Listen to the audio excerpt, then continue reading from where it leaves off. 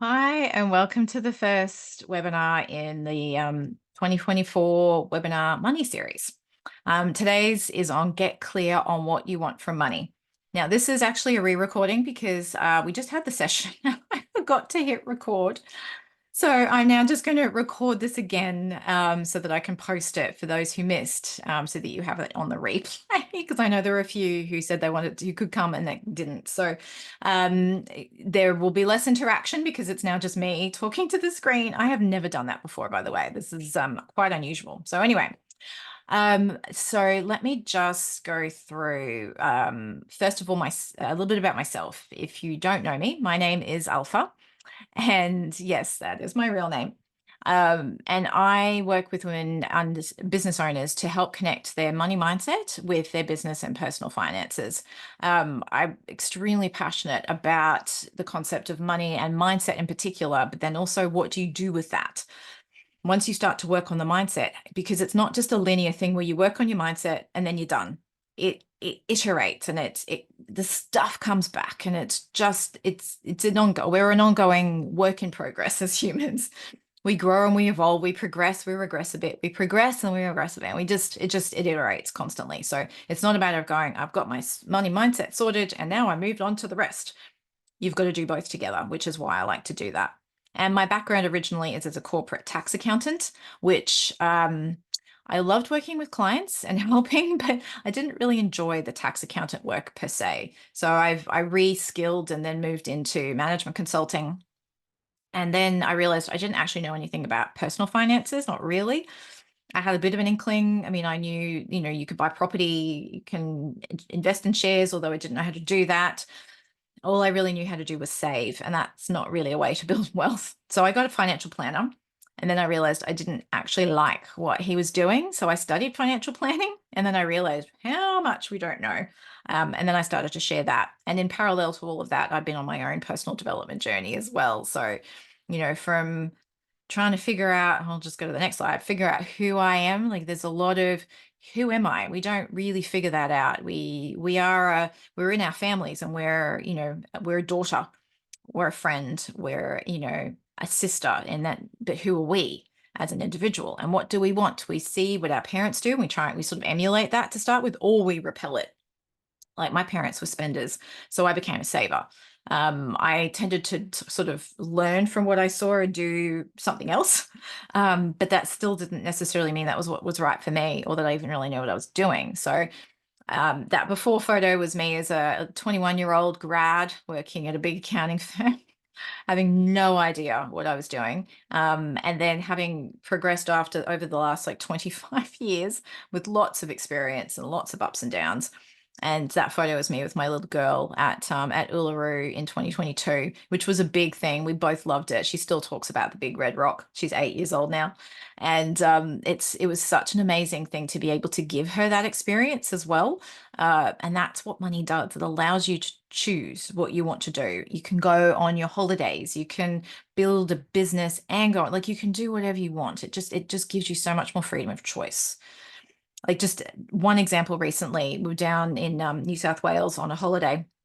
It was actually a bit of business and holiday. And on the way back, our flight out of Newcastle got cancelled.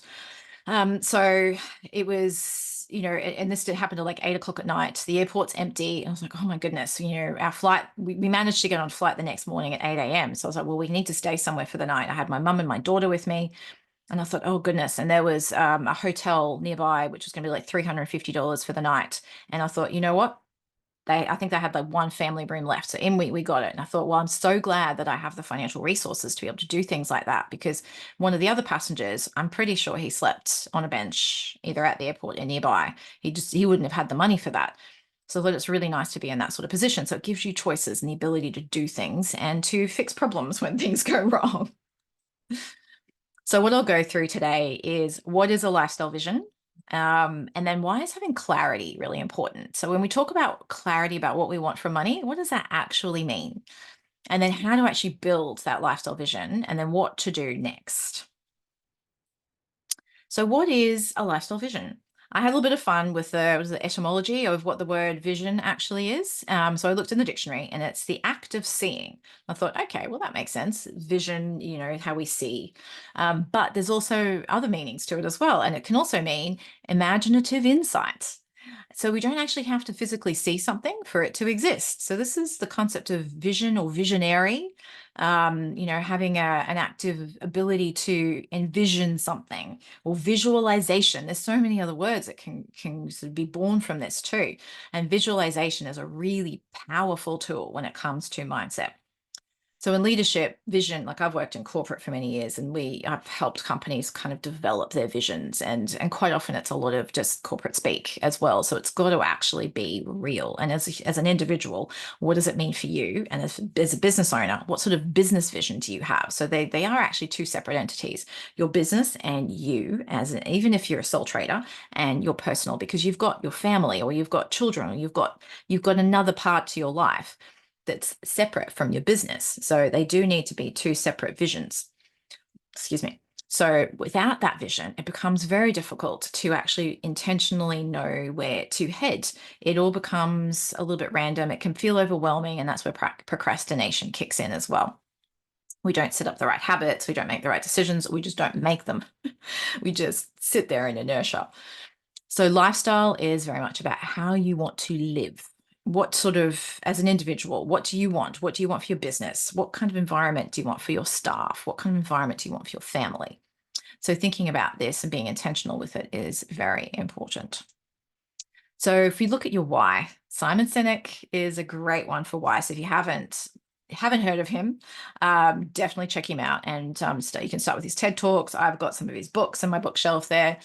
It's Sinek. So take a look at your life thus far. When you set a specific goal, whether it's a physical fitness or an exercise or a health, you can either miss it, reach it, or surpass it. So what necessarily is the reason why any of those results happen? A clear vision of why you want something. Like, just as an example, my daughter is 8. She's very active. I love spending time with her. And we do things. I love to be able to climb with her on the climbing frames at playgrounds. I love to be able to cycle with her and run, because she's actually quite a fast runner. And being able to do those physical things with her, climb trees, help her get down when she gets stuck in the tree, all of that kind of stuff. And the only reason I can do that, I'm in my mid-40s now, is because I keep physically fit, and it gets me out of bed in the morning. If my alarm rang, or I woke up and I'm like, I didn't quite make my goal yet, or maybe a kilo or two off it, yeah, I'll roll over and go back to bed. But in my head is, I have this outcome that I want, and the life I want to be able to, and that I want to share with my daughter, and to be able to do things. Oh, I'm out of bed like that. It makes it so much easier when your why is there. Even when it comes to saving for something, putting money in a bank account just for the sake of it, it's fine. But it's amazing how many things will come up that money is needed for if you don't have a specific reason for why that money needs to be there. When my car, I get a little bit teased by my friends, because my old accounting brain, I always buy a secondhand car, and then I've only ever really had one. I'm on my third car my whole life. My first car died. It was a very old car. Then my second car I bought 2 years old, and I felt very fancy in it because it was only 2 years old. And I had that car for 20 years, which means it was a 22-year-old car by the time it died. But about 2 years before that, I was like, okay, this car is a 20-year-old car. Something's gonna have to go, something's gonna happen, or it's getting old, over, I think it was close to 200,000 kilometers on it. I need to start saving. So I thought, okay, it should take me about 2 years to save up the amount that I want for the kind of budget of car that I want. So I'm putting money in the account literally 2 months, and I think it was 2 years and about 2 months, 3 months later, my car died around Christmas time, funnily enough, as well. But I had the money there, and it felt so good to be able to go into the bank, get a check, go to the car place, and then hand it over. I'm like, there you go. Off I go with my, 2-year-old car. And it again feels quite fancy. It's now got electric windows and a little screen thingy and all of this stuff, and I can connect my phone in and play music, and oh no, it feels very fancy. But I had a purpose for that. The thing then became, okay, I now have finished the purpose, but I didn't want to stop saving that amount of money. But now it's like, well, what do I do with it? So now I put it into an investment account and I save that money every month still. And I invest that money into shares, ETFs, all that kind of thing. So I still had to earmark. It makes it so much easier when you know why you're doing it. And that why is that. So that I have a couple of different investments, but that investment is to supplement my superannuation for retirement. I have other accounts where I save for holidays. There's usually not a huge amount of money in that though, because I love traveling and I do tend to like going on holidays. So understanding why we're doing it, what we want it for, and then it's for you, your lifestyle. What do you want? Not what does your family think you should have, or what does society say you should be doing at this age or should have at this age. All these shoulds. I wish we could just remove that word from this context because it's so unnecessary and all it does is hold us back. And it just justifies all of the beliefs and stories that we pile onto all these reasons why we can't do something. So it's really, really irritating when this sort of thing happens. And I just realized I need to plug my laptop into a battery. There we go.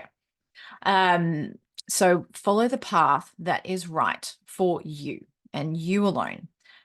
If you're in a relationship, you also need to involve your partner in that discussion too, because if you're not aligned, then you're never going to get to the same place at the same time and it'll just create friction. And I see that happen way too often. And in business too, if you have a business partner or you have staff, then it also needs to be clear and aligned with that too. But being intentional is important when you want to be clear. So what does clarity really look like? It starts with that vision. So there'll be an exercise we'll go through about how to create that vision. But from that vision, this is that ultimate, if you think about it as a hierarchy, it's up here. This is where you see things. Then from that, you can start to create goals or targets, things that you want to actually achieve that are aligned with that vision. So how many clients do you need? How much money do you want to make? What sort of services and products do you need to provide at what price points in order to get there? How many of those do you need to sell? What sort of other things do you want to do? Do you want to speak? Do you want to write a book? What sorts of other tangible things do you need to achieve? What goals do you want to hit? Once you clarify that, then you need to put a plan in place with steps and tasks in order to do it. And because it's probably going to be quite a long list, prioritize them. So what goals are most important? And then you look at your steps to achieve that goal. Which are the most important steps that are actually going to shift the dial and move you forwards sooner? Even on a daily basis, every day I have a post-it note. I have my bigger list, but I have a post-it note with the 3 things I need to hit and do that day to make that day a success. And it's really important to be clear on that. Otherwise, we just willy-nilly we wake up in the morning and time will just disappear. It is amazing, especially if you're a parent who does drop-offs and pickups. It is amazing how short the school day is. And I don't want to always rely on having enough energy after my daughter's gone to bed. I like to try and get as much done as I possibly can in that time between when I drop her off and when I pick her up. So I have to be very clear on my priorities. So what is the lifestyle? We'll get into this. I've got a visual of this as well. But when you think about your business lifestyle, it is important. It's interesting when we think of lifestyle, we think of our personal lifestyle. When we think of finances, we often think of our business finances. So we tend to mix the two up, but we don't ever look at them connected. So let's look at the business lifestyle and then your personal lifestyle and then what you actually want to achieve. So what kind of business or company do you actually want? I have a client who is still operating as a sole trader, but and perhaps in the beginning, that was probably the right decision because until you've built your business up to a certain amount from a tax perspective, that actually works in your favor. But she's now exceeded all of the revenue targets where that makes sense. And what it does then is make it a lot more expensive and also opens her up to other liability risks. So I've suggested she go back to her accountant and actually figure out what's a better business structure for her right now, because I think she's outgrown the sole trader model. So what kind of business do you want? And why do you want that? It's important too, because there's a mentor that I've got who she goes to other masterminds as well. And she was in one recently and everybody in there was in the, 5 to 10 plus $1 million mark per annum as revenue. And she's like, I don't want to be that big. I'm happy just being around 2 million because there's less responsibility. I don't have to manage as much staff. The expenses are less. The expectations are less. I can still spend time with my kids. I can have fun. I can travel. And that's a sort of business. And so she's deliberately, in a way, constraining her growth a little. If you could look at it that way, but she's keeping herself to a certain level that's comfortable, that she can still enjoy life. And then how much money does your business need to make in order to sustain the kind of business and why you want it? So see how this all starts to fit together and why having that clarity is really important. And that then you know why you want the money and then how much you need in order to achieve your why. Then you move into your personal space because your business is going to be funding your personal life. So once you've got clear on the type of business you want and the size you want it, you also need to make sure that your personal why is aligned. And you might need to go back and adjust the business once you've done this bit too. So what kind of lifestyle do you want? Do you want to be, simple, minimalistic, not too much stuff, camping, very sort of low key? Or do you want, the big house with the cleaner, the cook, the person who, like the housekeeper, the nanny, do you want all of that? And then why do you want that? And making sure that it's right for you and your family as well. So it's not just necessarily about you, and it also could be what you want now, but then there's also a future as well. So how do you see your future playing out? You've got to consider that timeline, which we'll talk about shortly as well. And then how much money do you need for that lifestyle? Because if your business is funding it, then you may need to adjust. So if your business and you want something small and simple, but you want a really grand personal life, well, then your business might need to scale up for it as well.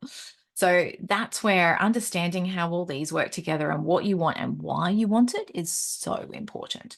So I would highly recommend pen and paper and start writing down some ideas.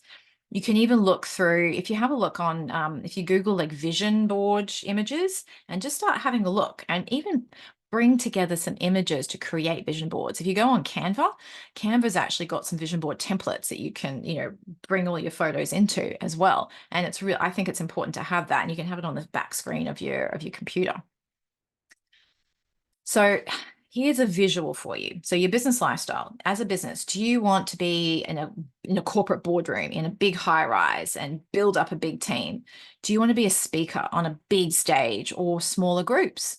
Do you want to be at home working away on your own, or do you want to be connected to different sort of people around the world, have VAs, have licensees? How do you want it? And then, or do you want to be sitting with your laptop by a pool, or do you want to be out and about? Do you want to be in a room? Do you want an office? Like, have a think about what it actually want, what you want to see visually around you, because that will be extremely important to how you then structure things and the type of staff that you hire and the vision that you build and that you communicate to your staff and your clients, because that clarity will make it very easy for people to make decisions to work with you, both as a staff member and as a client. And then your personal lifestyle. Do you want fly around the world in private jets and drive really fancy cars and be able to buy nice, beautiful jewelry and travel the world and go to the theater and live in a big mansion? Or do you want to live on a farm? I have a client who is a florist. And when we started to do this exercise, she's like, I would actually like to live on a farm and grow my own flowers and run retreats where people come and get to play around and enjoy the flowers and work on their mental health and their wellness. I was like, okay. So living in suburbia is not going to get you there. And I said, how about you just start looking at some properties? And so she started to look at properties. And in the end, that's when the whole retreat concept started to actually take shape, because that's probably more realistic in the sort of short to medium term. But then also comes the discussion with her husband, is he actually aligned with that vision too? So plus they have young kids, they need to think about schooling, accessibility, all of that. So there are other aspects to consider as women. We have to make sure that all of the pieces fit together. But it's important to at least understand what that is and why you want it, so that you can make aligned decisions, and that the money that you're making and then the abundance that you're attracting is aligned with that too. Otherwise, there'll always be something that gets in the way. So this is the part where you actually start to build that lifestyle vision and how to actually make it more of a reality. So think about the timeline. Like I said, you can have a short to medium term lifestyle and then sort of the longer term, perhaps more retirement one. But it's important to think about the timeline, because that will help it become more real in terms of the types of goals you need to set and the things that you need to do. If it's a longer term one, it might be more research that you need to do right now to help build the vision. But if it's more short term, then you actually need to physically do something about it. And there might be some big changes involved. You never know. So what does it look like? So it's very sensory, this process. What does it look like to you? Do you have great expanses around you? Do you have mountains? Do you have high rises, other houses? Is it suburbia? Where do you see yourself? Near the ocean?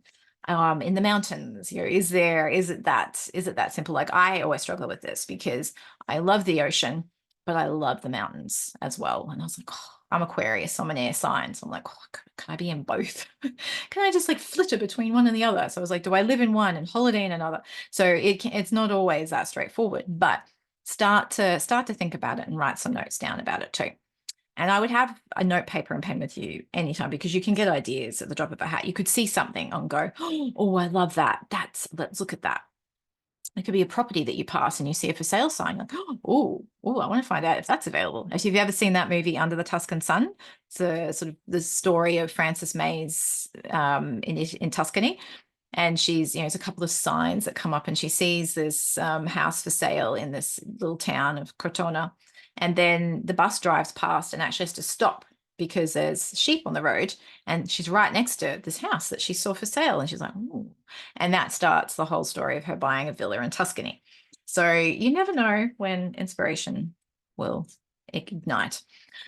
How does it feel? Does it feel humid? Does it feel like it's got seasons? So it's cold and then warm, and you need winter woolies, but then you have your summer swimmers and all of that. What's the feel of the place? Does it feel hectic, or does it feel chilled? What does it feel like to you, the place that you really want to be in? The sound, is it loud? Are there airplanes? Are there sirens and cars? If you're living in a city like New York, people just cannot live anywhere else because they've trained themselves to love that noise and they love the sound of the city. Or do you want to hear, cows and horses? We actually have a little farm that's not far from us. So on an afternoon, if I'm sitting on the patio, I can hear the horses and I can hear the sheep. And I'm like, oh, I love that I'm in sort of suburbia, but I can still hear sounds of the farm. And it's really, really nice. So it's, do you want to hear those sorts of things, or do you want to hear the rushing water of the ocean, or waterfalls, or streams, or birds chirping? What is it that you would like around you in terms of sound? Smell.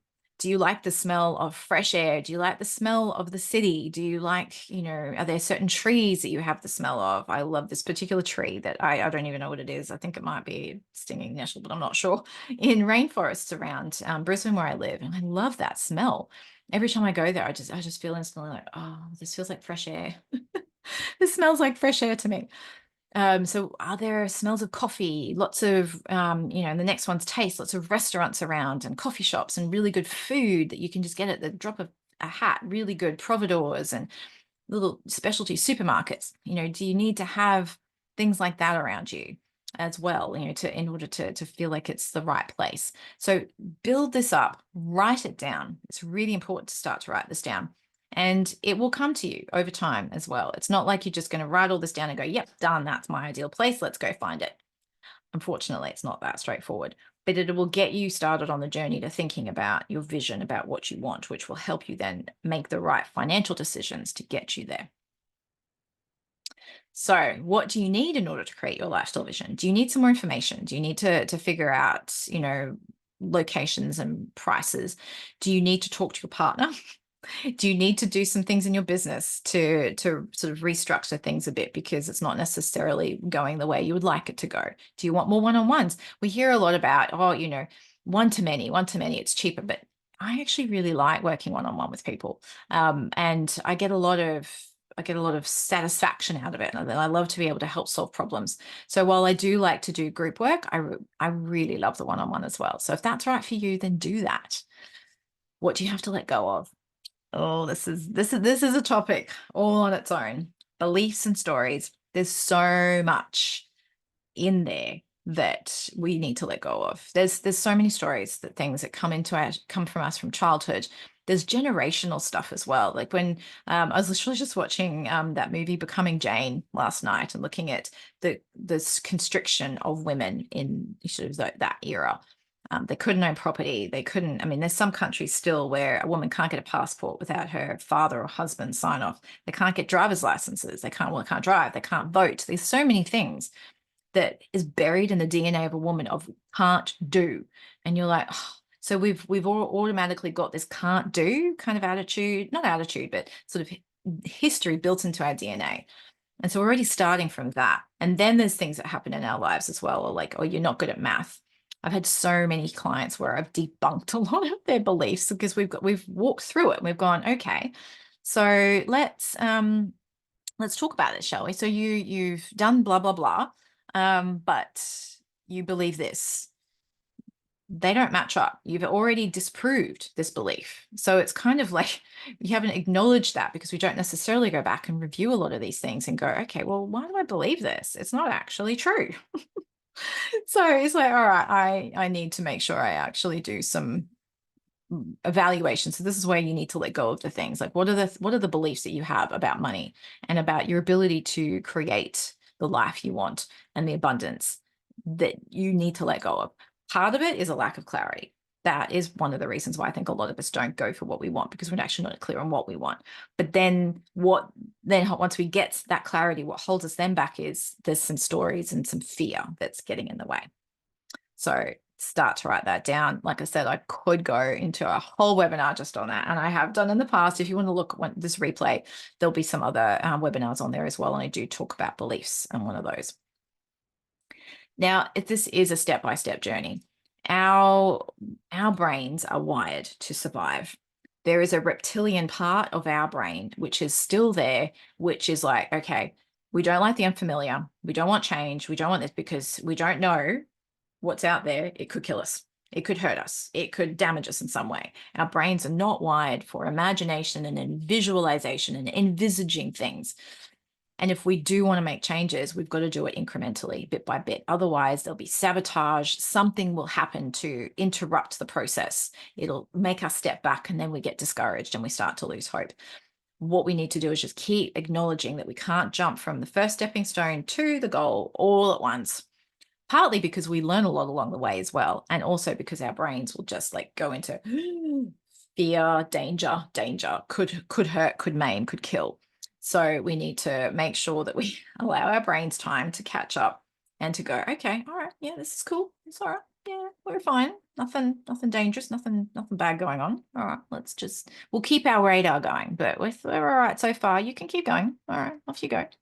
And then we can keep progressing forward. So it is step by step. And when it comes to money, consistency, discipline, and it's just part of the process. And not being too wedded to the outcome. This is something I have to work on quite a bit, because whatever we think, like there's a particular road we drive on near our home, and every time I go past it, there's a street, and in that street is a house that my husband and I were looking to buy at one point, but we had to sell something else sell another property before we could buy that one, and we weren't allowed, we didn't get a bridging loan for it.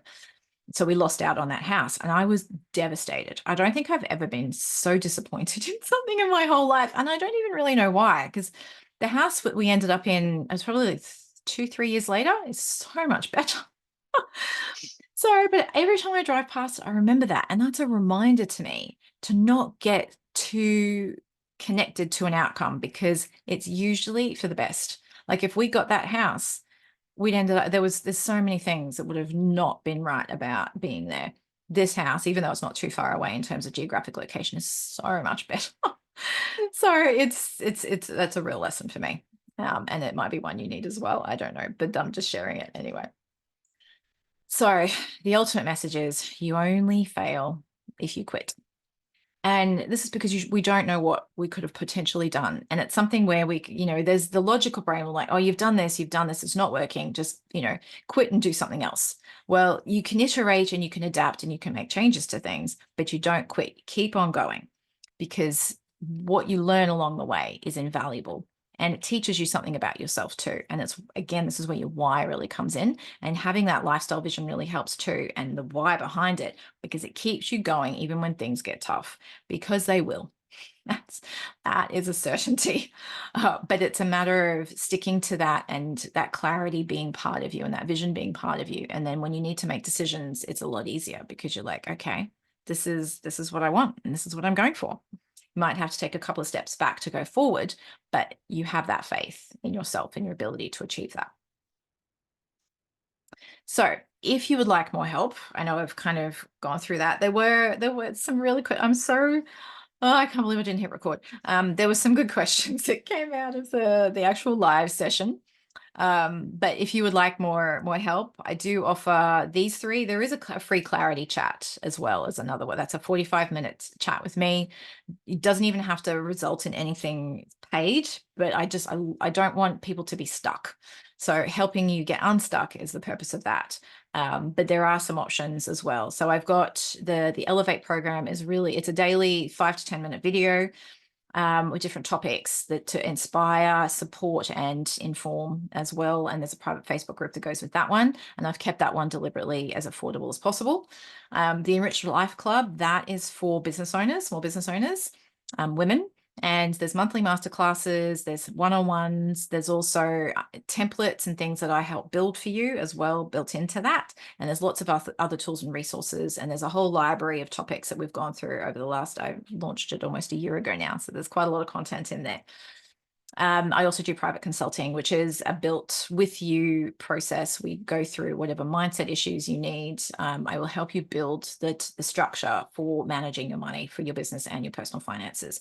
And I link it to whatever systems that you currently use with your accountant and bookkeeper as well. So if you would like to know anything more about that, then we can certainly have a chat about that. So what we went through was what a lifestyle vision actually is, and why it's important to have that clarity, and then how to build it. And that one will come bit by bit. So like I said, there's some seeds planted, get out a pen and paper and start to write all this down. Go through this again if you need to, and go through those steps of that very sensory vision building exercise that we went through. I did have time for questions, and there were some, but this is the replay, so there aren't any questions at this point. So thank you very much. And if you have any questions or would like to know more, there's a number of ways to get in touch with me. So with that, I will hit stop record and enjoy the rest of your day.